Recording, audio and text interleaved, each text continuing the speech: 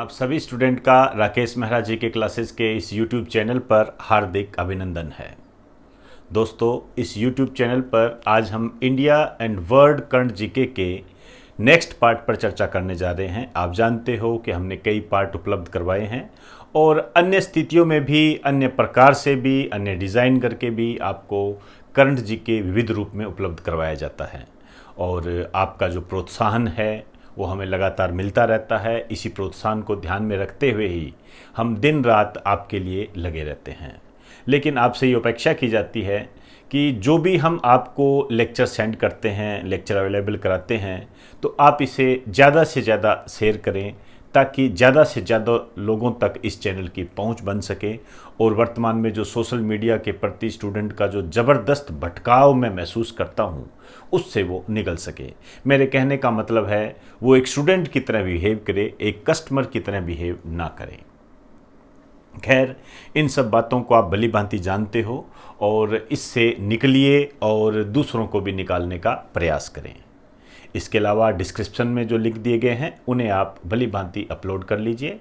एक टेलीग्राम से संबंधित लिंक है और एक ऑनलाइन स्टडी मटेरियल को परचेज करने से संबंधित ऐप का लिंक है। तो आज मैं इस पार्ट में चेचक पर चर्चा करने जा रहा हूँ। चेचक क्यों चर्चित है उसकी हम बात करेंगे, कैसे क्वेश्चन बन सकते हैं उसी को आधार बनाएंगे, और एक दिवस है उस पर मैं चर्चा करूँगा। तो सबसे पहले हेडिंग डाल दीजिए, विश्व में चेचक उन्मूलन को एक्सटिंक्ट बोलते हैं, 40 वर्ष पूर्ण हुए हैं 2020 में। 2020 में चेचक के उन्मूलन के 40 वर्ष पूर्ण हुए हैं। क्या खास बात हुई है, लिखिए। इस अवसर पर WHO, वर्ल्ड हेल्थ ऑर्गेनाइजेशन, कई बार बात कर चुका हूं। थोड़े टाइम पहले ही मैंने WHO के बारे में आपको बताया था और वर्तमान में कोविड-19 के कारण ये काफ़ी इंपॉर्टेंट भी है और इसका पूरा विस्तार के साथ वीडियो मैंने आपको उपलब्ध कराया हुआ है। आप अपनी रिक्वायरमेंट के आधार पर उसे देख सकते हो। WHO व UN पोस्टल एजेंसी ने स्मारक डाक टिकट जारी किया, मतलब स्मृति में एक डाक टिकट जारी किया।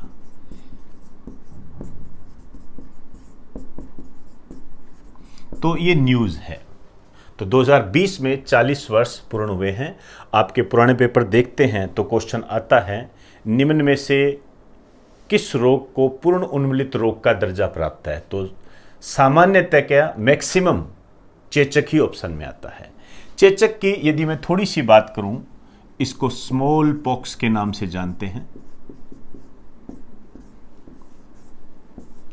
और इसका जो अन्य नाम है इसे कहते हैं बड़ी माता।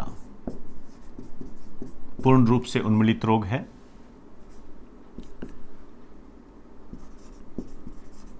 और चेचक के टीके का जो आविष्कार किया था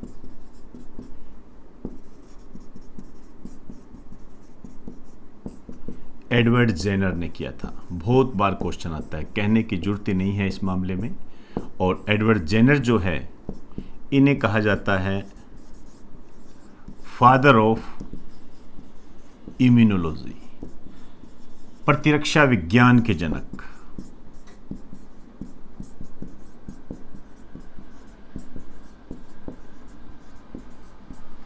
और चेचक के वायरस का जो नाम है यह भी पूछा जाता है,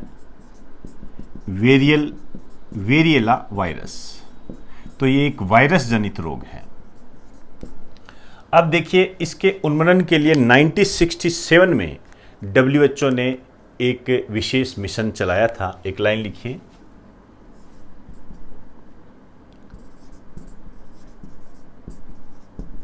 चेचक उन्मूलन के लिए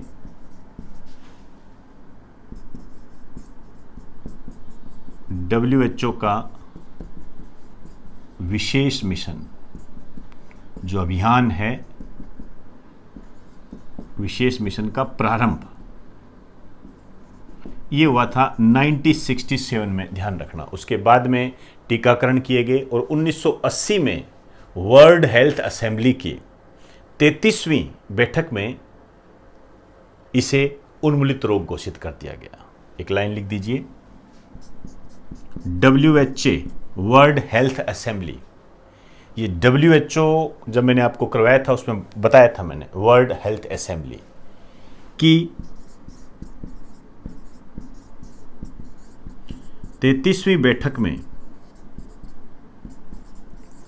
1980, ध्यान रखना 1980 में हुई थी बैठक में, इसे उन्मूलित रोग घोषित किया गया, मतलब इसका उन्मूलन हो चुका है।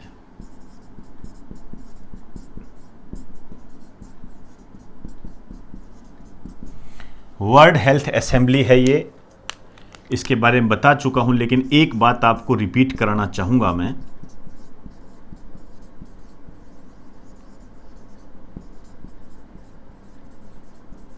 वर्ल्ड हेल्थ असेंबली, इसके जो वर्तमान अध्यक्ष हैं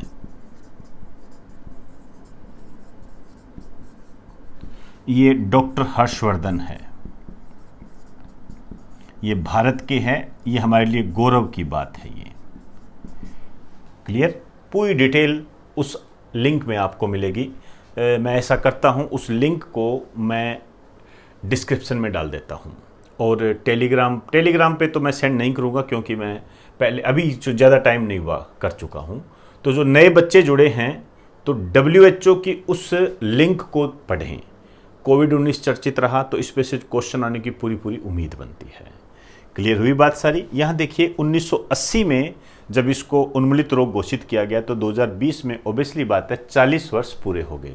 चेचक उन्मूलन के कितने वर्ष पूरे हुए हैं, या WHO ने, या WHO की जो WHA एजेंसी है उसने चेचक को कब उन्मूलित रोग घोषित किया था? ये बहुत शानदार क्वेश्चन है, ध्यान रखें। 1980 में किया था ये। क्लियर। WHO ने चेचक के उन्मूलन के लिए अपने अभियान का प्रारंभ कब किया था? 1967 में किया था। और फिर जनरल जीके से जोड़ेगा, साइंस से जोड़ेगा, तो ये वाला पोर्शन आपके लिए इंपॉर्टेंट हो जाता है। और ये वाला पोर्शन पुराने पेपर उठा के देख लीजिए, भरा पड़ा है, बार बार रिपीट होता है। समझ में आई बात सारी? तो एक बार आप इसे राइट डाउन कर दीजिए।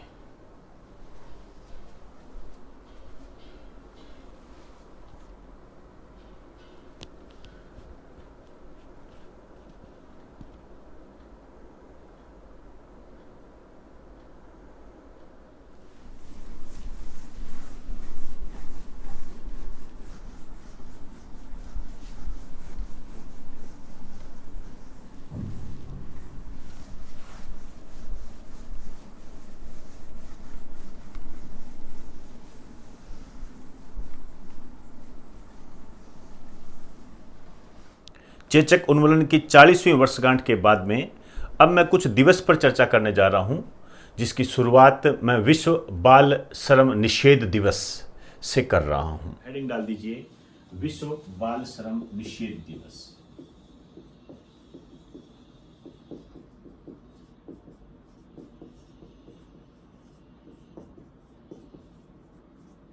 ये मनाया जाता है 12 जून को।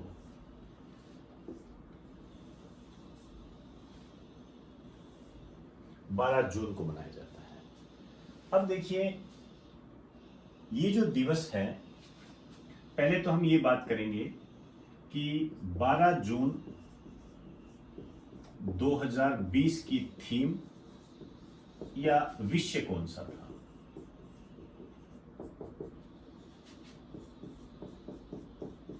कोविड-19 महामारी का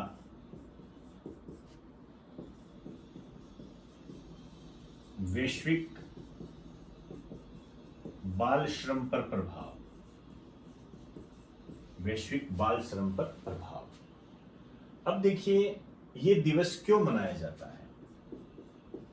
उद्देश्य क्या है इस दिवस को मनाने का?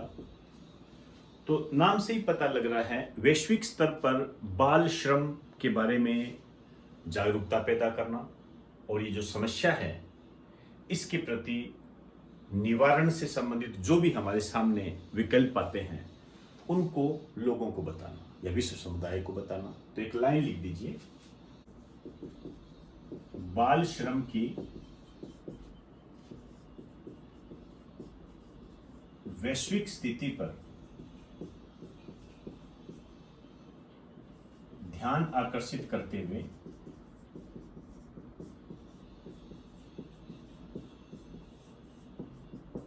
इस समस्या के निवारण का प्रयास करना।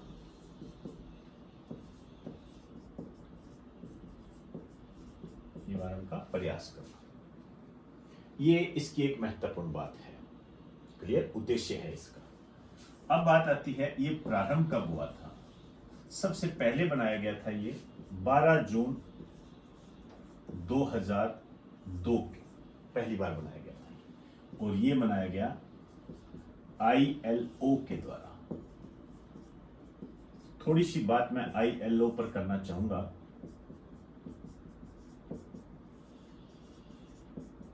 इंटरनेशनल लेबर ऑर्गेनाइजेशन, आप कह सकते हो अंतरराष्ट्रीय श्रम संगठन। थोड़ा सा विस्तार देना चाहूंगा मैं ILO को। इसकी जो स्थापना हुई थी 11 अप्रैल 1919 को। ये जो ILO है ये वास्तव में है क्या? देखिए, नाम से देखोगे तो अंतरराष्ट्रीय श्रम संगठन, इंटरनेशनल लेबर ऑर्गेनाइजेशन है, मतलब श्रम से संबंधित है। तो एक तो ये यूएनओ की स्पेशलाइज्ड एजेंसी है। यूएनओ की स्पेशलाइज्ड एजेंसी है, जैसे WHO वो भी स्पेशलाइज्ड एजेंसी होती है। मैंने पहले ही बताया था, स्पेशलाइज्ड का मतलब क्या होता है, केवल इसी काम पर फोकस करती है।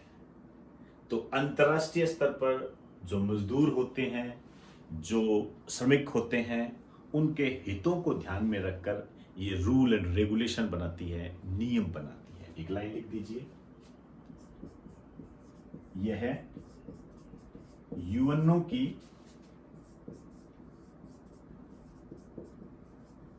स्पेशलाइज्ड एजेंसी है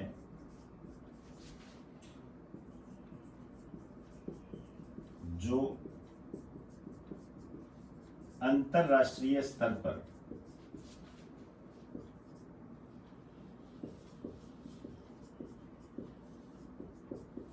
मजदूरों व श्रमिकों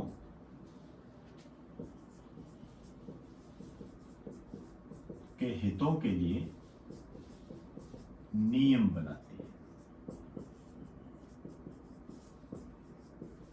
क्लियर? और इसका जो हेड ऑफिस है ये काफी इंपॉर्टेंट होते हैं, जिनेवा में है,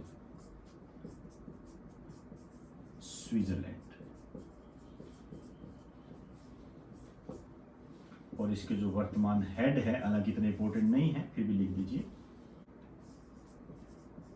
ग्यू राइडर। ग्यू राइडर है।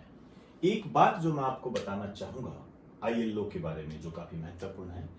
ILO संस्था को 1969 में शांति का नोबेल पुरस्कार मिला हुआ है। मैंने पहले भी कई बार आपको इस बारे में बताया है कि जिसको भी नोबेल प्राइज मिल जाए वो टॉपिक इंपॉर्टेंट हो जाता है। एक लाइन लिख दीजिए, इस संस्था को, मतलब ILO को 1969 में शांति का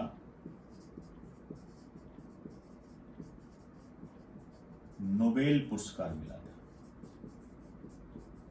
शांति का नोबेल पुरस्कार मिला था। क्लियर? तो एक बार आप इसे राइट डाउन कीजिए, फिर इसके आगे की बात मैं चर्चा में लाता हूं।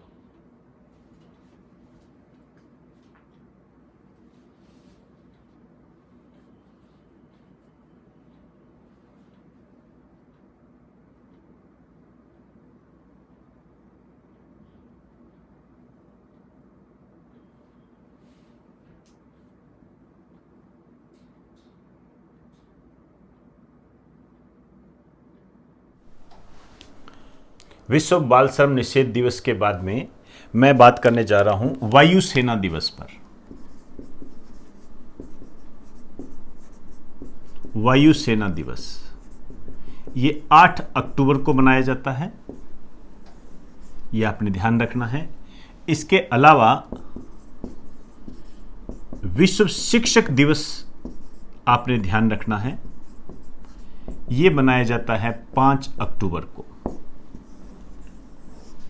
इससे पहले हम बात कर चुके हैं कि भारत में राष्ट्रीय शिक्षक दिवस जो है 5 सितंबर को मनाया जाता है। ये कुछ दिवस है जिन पर आपने गौर करना है। बेसिक जानकारी इनके लिए काफ़ी है, इन पर ज़्यादा हाईलाइट करने की कोई आवश्यकता नहीं है। तो एक बार आप इसे राइट डाउन कर दीजिए।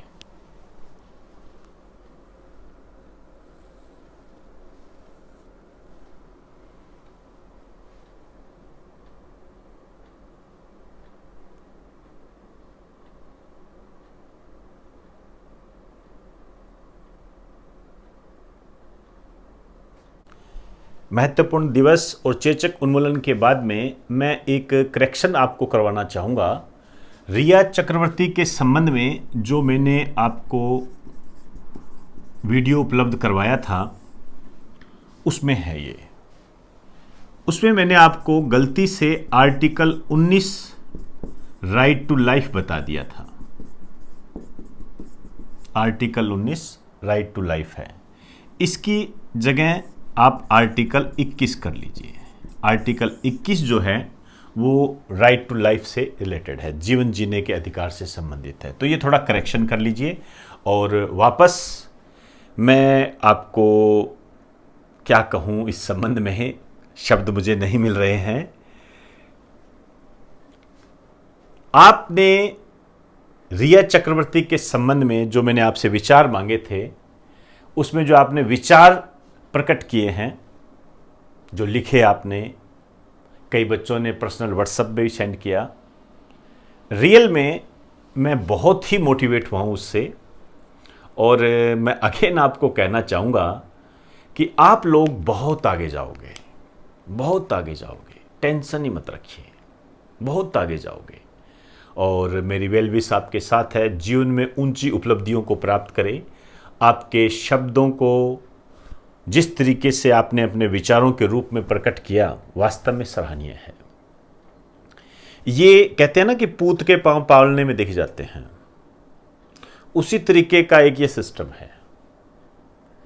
मैं आपको कहना चाहूँगा कि ठीक है, आप कांस्टेबल की तैयारी कर रहे हो, पटवारी की तैयारी कर रहे हो, करते रहिए, अच्छी बात है। रेलवे की भी तैयारी कर रहे हो, एसएससी की तैयारी कर रहे हो, लेकिन ये आरएएस और आईएएस इनको भी अपना एम बनाइए। मेरे कहने का मतलब है स्टेट पीसीएस जो होती है उसको भी अपना एम बनाएं, ताकि आप जीवन में आगे बढ़ो। और जीवन आगे बढ़ने का ही नाम होता है। तो मैं आपका आभार व्यक्त करता हूं। और जितनी बार मैंने कम से कम 2-3 बार आपसे राय मांगी है, आपसे विचार मांगे हैं, और इन 2-3 बार में जो स्पेशल बात है वो ये है कि मैं सारे पढ़ता हूँ, देखता हूँ, और एक तो उसमें नए बच्चे जुड़ रहे हैं, नए बच्चे अपना विचार प्रकट कर रहे हैं, ये बहुत अच्छी बात है। दूसरी बात है, जो बच्चे जिन्होंने पहली बार अपने विचार प्रकट किए थे, फिर दूसरी बार विचार प्रकट किए, फिर तीसरी बार विचार प्रकट किए, इसमें निरंतर सुधार हुआ है, रिफॉर्म हुआ है। यही कामयाबी का प्रतीक होता है। फुलफिल कोई नहीं होता है, ध्यान रखें। गलतियां होती है और होनी भी चाहिए। गलतियां नहीं होगी तो हम आगे बढ़ भी नहीं पाएंगे। तो जिन्होंने शुरू में थोड़ी बहुत गलतियां की, मैंने उनको प्रोत्साहित किया तो वो आगे उनके शब्दों में निखार आया। वेल एंड गुड, बहुत बढ़िया, शानदार। तो दोस्तों, इस आभार के बाद मैं आपसे इजाज़त चाहूँगा और आपसे उम्मीद करता हूँ कि आप मेरे इस लेक्चर को सोशल मीडिया तक और अपने फ्रेंड सर्किल तक सेंड करोगे, ऐसी उम्मीद मैं आपसे करता हूँ। और डिस्क्रिप्शन में जो लिंक दिए गए हैं उन्हें आप देख लें। और जो नए बच्चे हैं उनके लिए मैंने WHO से संबंधित लिंक सेंड किया है, उसे वो ज़रूर देखें, ताकि जो भी उस संबंध में समस्याएं आए या उसको विस्तृत रूप में वो समझ सके। तो इजाज़त दीजिए, आप सभी को मेरा नमस्कार।